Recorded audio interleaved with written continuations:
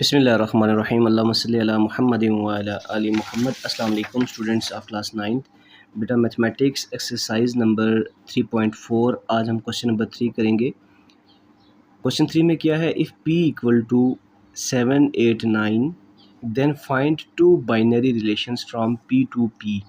बेटा p to p का मतलब है p का कार्टेशियन प्रोडक्ट लेना है p के साथ, यानी p क्रॉस p लेना है। P क्रॉस P में से कोई से भी दो बाइनरी रिलेशंस उठा लेने हैं आप लोगों ने, कोई से भी दो रिलेशंस, ठीक है। और उन दो रिलेशंस का आपने क्या फाइंड करना है, डोमेन और रेंज। डोमेन रेंज क्या होता है, जब मैं फाइंड करूँगा आपको बता दूंगा, ठीक है। तो आइए चलते हैं, क्वेश्चन सॉल्व करते हैं। सबसे पहले हम लोगों ने क्या फाइंड करना है, P टू P यानी P क्रॉस P फाइंड करना है। सोल्यूशन स्टार्ट करते हैं।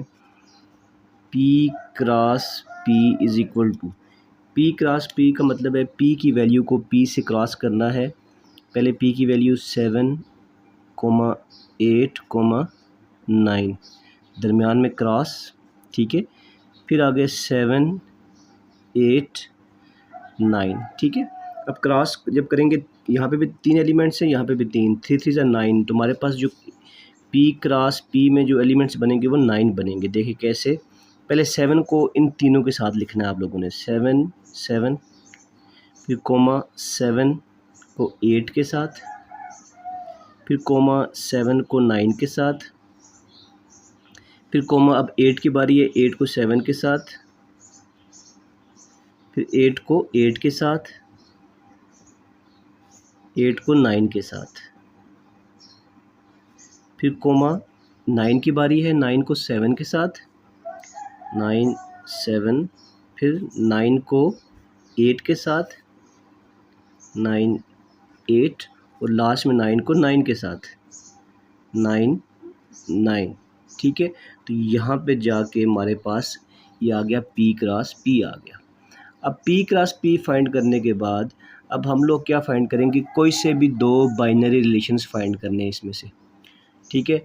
तो दो रिलेशंस फाइंड करने हैं, एक तो R1 हो जाएगा, कोई सा भी ले लें आप यहाँ से।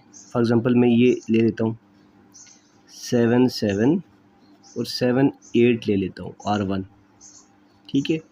R2 मैं यहाँ ले लेता हूँ, R2 इक्वल टू कोई से भी दो, कोई सा नहीं, और नेक्स्ट दो मैं इसलिए ले रहा हूँ कि एक भी आप ले सकते हैं, कोई इशू नहीं है, कोई एक रिलेशन लेनी है, हम 8 8 ले सकते हैं। तो यहाँ पे R2 बन जाएगा हमारे पास 8 8, और साथ में एक ये ले लिया मैंने, दूसरा मैं ये ले लेता हूँ 9 और 7। तो ये हमारे पास R1 है, ये R2 है। यानी कोई आप देखिए सिंगल सिंगल वैल्यू भी ले सकते हैं। रिलेशन बाइनरी रिलेशन होता है क्या, मैंने आपको बताया हुआ है। पहले सबसे पहले इसका एम्प्टी सबसेट, ठीक है, एम्प्टी सेट होता है। फिर उसके बाद 1 बाय 1 सबको लिखते हैं, फिर 2 2 को लिखते हैं, फिर 3 3 को, 4 को। अब ये देखिए कितनी वैल्यूज़ हैं, 1 2 3 4 5 6 7 8 9, 2 की पावर 9, इतने इसके क्या बनेंगे, बाइनरी रिलेशंस। तो बहुत ज़्यादा बनेंगे, इसलिए उसने कहा कि कोई से भी दो रिलेशन ले लें।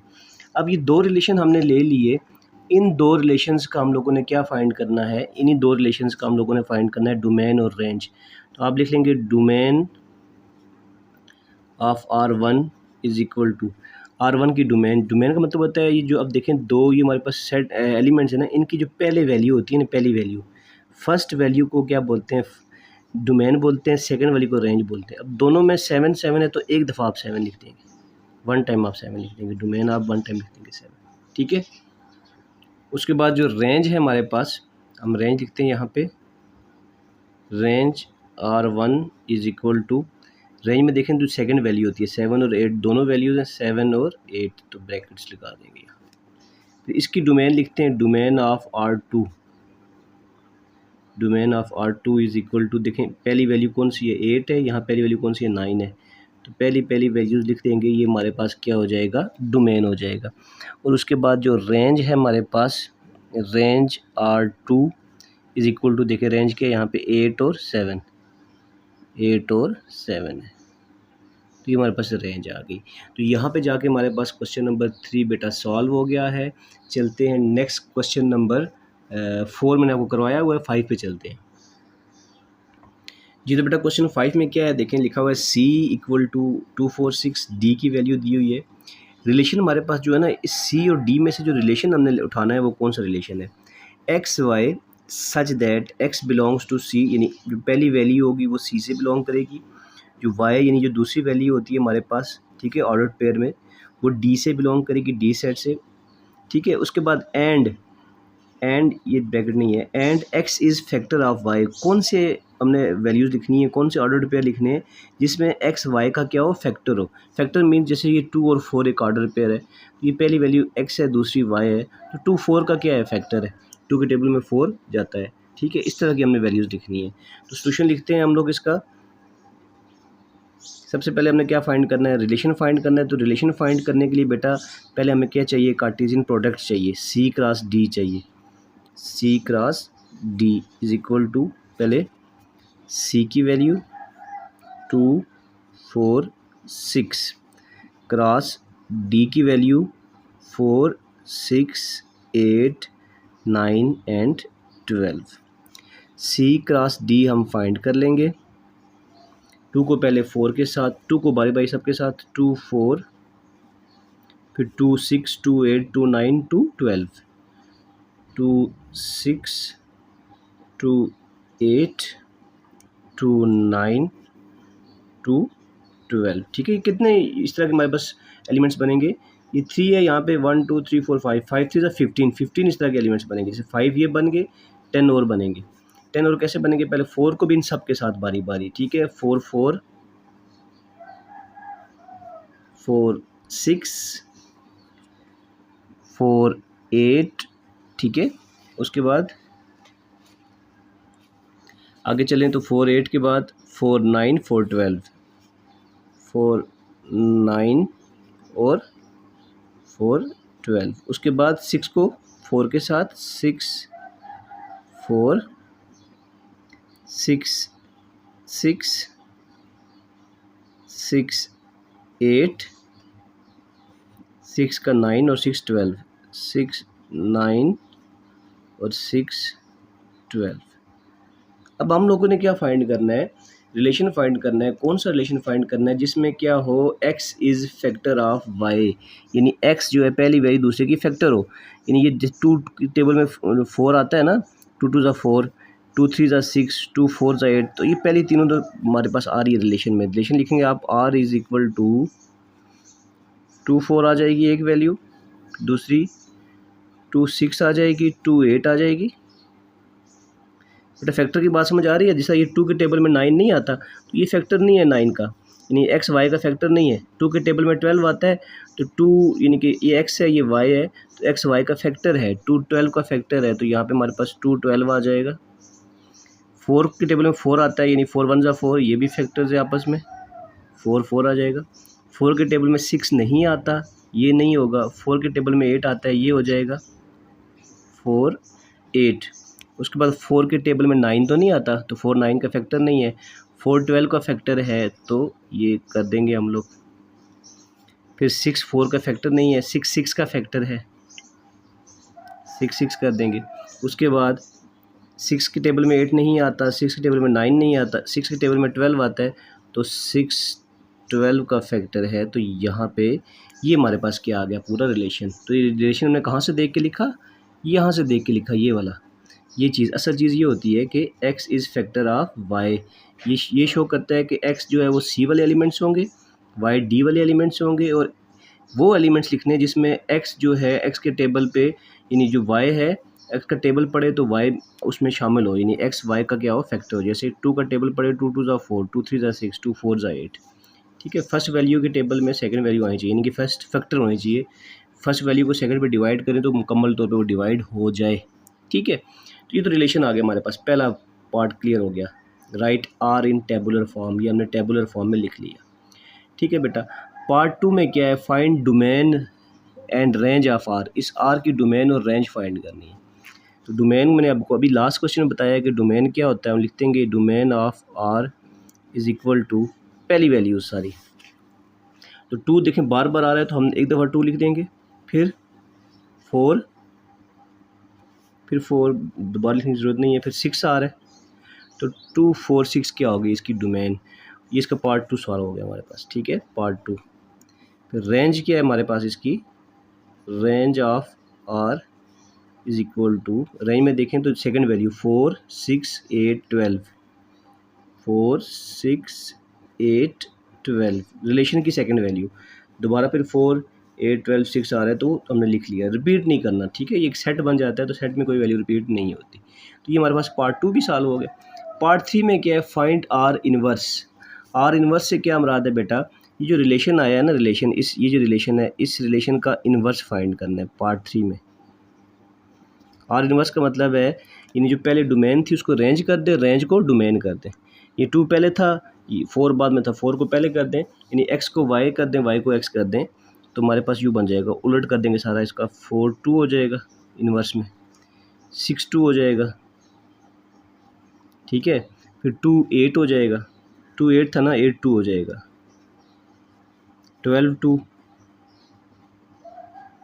4 4 एज इट इज़ ही रहेगा, चेंज करके भी वही है, 8 4 हो जाएगा, फिर आगे 12 4 हो जाएगा, 6 6 एज इट इज़ ही रह जाएगा। फिर आगे देखें तो 6 12 है तो ये 12 6 हो जाएगा, कॉमन यहाँ डाल देंगे हम लोग, ये 12 6 हो जाएगा। ये हमारे पास आर इनवर्स आ गया, तीसरा पार्ट भी क्लियर हो गया। चौथे पार्ट में क्या लिखा हुआ है, represent R by arrow diagram. ये जो आर आया, ये आंसर, ये वाला आर, इसको हमने एरो डायग्राम से शो करना है। तो एरो डायग्राम से कैसे शो करेंगे, देखें यहाँ पे यानी हमारे पास क्या था, सी क्रॉस डी है, ठीक है। एरो डायग्राम से हम यहाँ पे पहले सी के एलिमेंट्स, यहाँ पे डी के एलिमेंट्स लिख लेंगे, ठीक है। सी के एलिमेंट्स क्या है हमारे पास, ये वाले एलिमेंट्स 2 4 6, ठीक है, 2 4 6, और डी के क्या हैं 4 6 8 9 और 12, ये एलिमेंट्स हमने यहाँ पे लिख लिए। ये सी के एलिमेंट्स हैं और ये वाले डी के एलिमेंट्स। तो सी क्रॉस डी हमने फाइंड करना है, सॉरी सी क्रॉस डी नहीं, इस सी क्रॉस डी में से जो रिलेशन आया हमारे पास, रिलेशन को हमने यहाँ शो करना है। तो रिलेशन हमारे पास क्या आया था, ये रिलेशन था हमारे पास, पहले 2 4, ठीक है। जो रिलेशन है हमने उसको शो कर देना यहाँ पे, 2 का 4 के साथ, 2 4, 2 6 के साथ, 2 6, 2 8, 2 12, 2 8, 2 12, 9 के साथ नहीं, फिर 4 4, 4 को 4 के साथ, 4 8, 4 को 8 के साथ, 4 12, 4 को 12 के साथ, फिर 6 6 और 6 12, 6 6 6 6 और 6 का 12 के साथ रिलेशन। तो ये हमारे पास रिलेशन को हमने एरो डायग्राम से शो भी कर दिया। ये पार्ट 4 भी यहाँ पे हमारे पास सॉल्व हो गया। तो अब एक दफ़ा पूरे क्वेश्चन को आप देख सकते हैं यहाँ से, ठीक है। यहाँ से हमने सॉल्व करना शुरू किया, सी क्रॉस डी फाइंड किया, उसके बाद आर फाइंड किया, आर की हमने डोमेन रेंज फाइंड की, और फिर आर इनवर्स फाइंड किया, और लास्ट में जो हमारे पास रिलेशन था आर, उसका हमने एरो डायग्राम बना दी, ठीक है। ये सी की वैल्यू, डी की वैल्यू, ये रिलेशन की डायग्राम बनाई हमने, ओके हो गया। तो यहाँ पे हमारे पास क्वेश्चन नंबर 5 भी ख़त्म हो गया। चलते हैं नेक्स्ट क्वेश्चन नंबर 6 की तरफ। जी तो बेटा क्वेश्चन नंबर 6 देखें, इंपॉर्टेंट क्वेश्चन है। लेट आर इक्वल टू 2 0, ये 0 है, ठीक है, 4 2 6 4 8 6 10 8। हमने फाइंड क्या करना है, राइट आर, ये जो आर है इसको हमने सेट बिल्डर फॉर्म में लिखना है। सेट बिल्डर फॉर्म कौन सी होती है, वही x such that x belongs to वाली, ठीक है। फाइंड डोमेन और रेंज, इसकी डोमेन रेंज फाइंड करनी है तो सिंपल है, आर इन्वर्स इसका इन्वर्स कर लेना है, और इसी रिलेशन को हमने एरो डायग्राम से शो भी करना है। तो सोल्यूशन करते हैं सबसे पहले पार्ट का, ठीक है, सोल्यूशन। तो इसको हमने लिखना है सेट बिल्डर फॉर्म में, आर को, आर इज़ इक्वल टू, अब यहाँ पे जो तवज्जो तलब बात है वो क्या, देखें 2 0 है, 4 2 है, 2 में से 0 माइनस करें आंसर 2 आता है, 4 में से 2 माइनस करें आंसर 2 आता है, 6 में से 4 माइनस करें आंसर 2 आता है, 8 में से भी 2, 10 में से भी 8 माइनस करें तो 2 आता है, यानी सबका जो डिफरेंस है वो सेम है। हम लिखेंगे रिलेशन में जो है सेट बिल्डर फॉर्म में, आप लिखेंगे पहली वैल्यू x होती है, दूसरी क्या होती है y, x y such that, यानी x और y है, सच दैट अगर x में से यानी पहली में से दूसरी माइनस करें value, such that x minus y तो इक्वल टू आंसर क्या आएगा, 2 आएगा। तो ये हमारे पास क्या है, रिलेशन है। इस रिलेशन को हम लोगों ने इस फॉर्म में लिख दिया। उसके बाद हमने डोमेन, पार्ट 2 में डोमेन फाइंड करनी है और रेंज फाइंड करनी है। Domain of R is equal to, domain में क्या चीज़ आ जाएगी, पहली वैल्यू 2 4 6 8 10, 2 4 6 8 10 ये डोमेन आ गई। उसके बाद रेंज फाइंड करते हैं, range of R is equal to, range में सेकंड वैल्यू 0 2 4 6 8, 0 2 4 6 और 8, ये सेकंड वैल्यू हमारे पास क्या आ गई, रेंज आ गई। अब पार्ट नंबर थर्ड में क्या है कि फाइंड आर इनवर्स, इसी रिलेशन का इन्वर्स फाइंड करना है। तो आर इन्वर्स कैसे फाइंड कर लेंगे, आर इन्वर्स लिखेंगे इक्वल टू वही जो पहले एक्स था उसको वाई की जगह लिख देंगे, वाई को एक्स की जगह उल्टा कर देंगे पूरा, 0 2 2 4 फिर 4 6 फिर 6 8 फिर 8 10 8 10, ठीक है। अब इस रिलेशन का, ये जो रिलेशन हमारे पास ये वाला, इसी रिलेशन को हमने एरो डायग्राम से शो करना है। तो एरो डायग्राम से शो करने के लिए हमें उसकी डोमेन रेंज चाहिए, वो हमने लिख ली यहाँ पे, ठीक है, डोमेन और रेंज। तो एरो डायग्राम से कैसे शो करेंगे, पार्ट 4 में एरो डायग्राम के लिए हम यहाँ लिखेंगे पहले एक के एलिमेंट्स, ठीक है, यहाँ पे दूसरे के एलिमेंट्स, ठीक है। यहाँ पे पहले लिख देंगे हम लोग, पहले एलिमेंट्स कौन से, 2 4 6 8 10, 2 4 6 8 और 10, ठीक है। यहाँ पे 0 2 4 6 और 8 आ गया हमारे पास, ठीक है। अब हमने इस रिलेशन को हमने शो करना है एरो डायग्राम से। तो रिलेशन हमारे पास क्या था, ये वाला, ये रिलेशन जो है पहले 2 0 4 2 में लिख देता हूँ यहाँ पे रिलेशन दोबारा से, ठीक है।